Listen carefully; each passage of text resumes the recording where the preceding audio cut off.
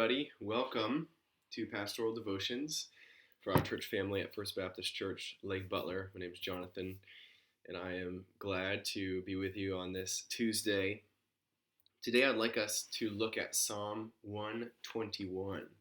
121. It's a short little psalm, but it is loaded with amazing meaning and significance for us, especially during a time of worry and concern. So I want to just read it and then talk about what it means. Verse 1. I lift up my eyes to the mountains. Where does my help come from? My help comes from the Lord, the maker of heaven and earth. He will not let your foot slip. He who watches over you will not slumber. Indeed, he who watches over Israel will neither slumber nor sleep. The Lord watches over you. The Lord is your shade at your right hand. The sun will not harm you by day, nor the moon by night. The Lord will keep you from all harm. He will watch over your life. The Lord will watch over your coming and going, both now and forever. This amazing little psalm begins with something that I think we can all relate to. Some scholars think that in this line, the poet here is describing kind of a moment of panic because where Jerusalem is set up, there are mountains around it. Probably not what we'd consider mountains, but to them, these were large hills all around. And the reason why it's panic is because if an enemy was going to come against Jerusalem, they would first see it kind of from the mountain.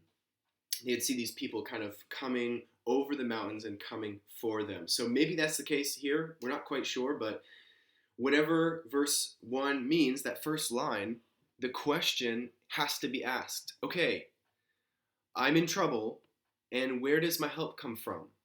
How do I get out of this? How can I be sure that it's all going to be okay? And the rest of this psalm answers that question, which shows us that this is a psalm, I think, that convicts us, but it also guides us. And first, it convicts us because he says, I lift my eyes to the mountains. Where does my help come from? Look at verse 2. My help comes from the Lord, the maker of heaven and earth.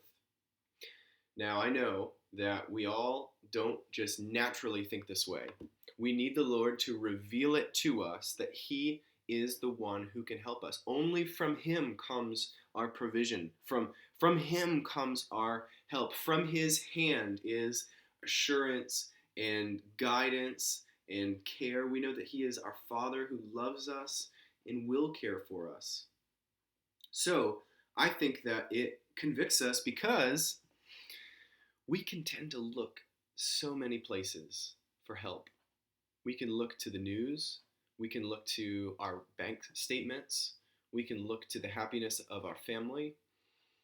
We are so easily just thrown into this perspective of looking for help in lots of places. And so I think this psalm convicts us to say, your primary help doesn't come from anything that's here on earth. It comes from the Lord. It comes from him only. How do we know he can help you? He made the heaven and the earth. I mean, it's crazy. That's what verse 2 says. If he's the one who's made it all, of course he can help you.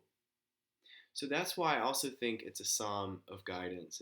It convicts us, but it also guides us. It guides us in knowing that this is a God who can help us. When we are in need, we should come to him. We should approach him in prayer and let him know the things that we're worried and concerned about. We should approach him as the God who can really help us. And verses 3 through the end of verse 8 show us that he is the God who cares for us. He's not going to let our foot slip.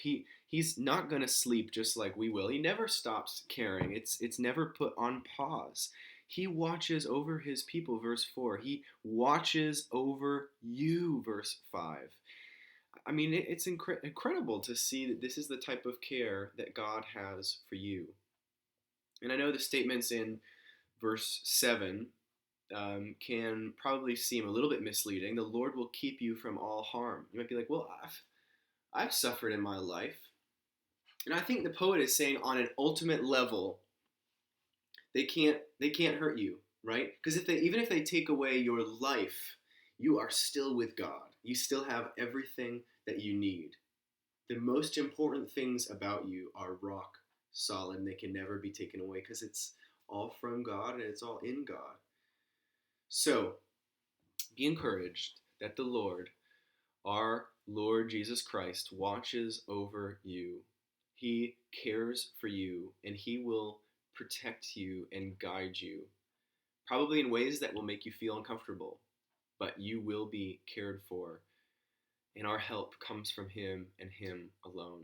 So I hope that's an encouragement. I love you all, and I'll see you next time.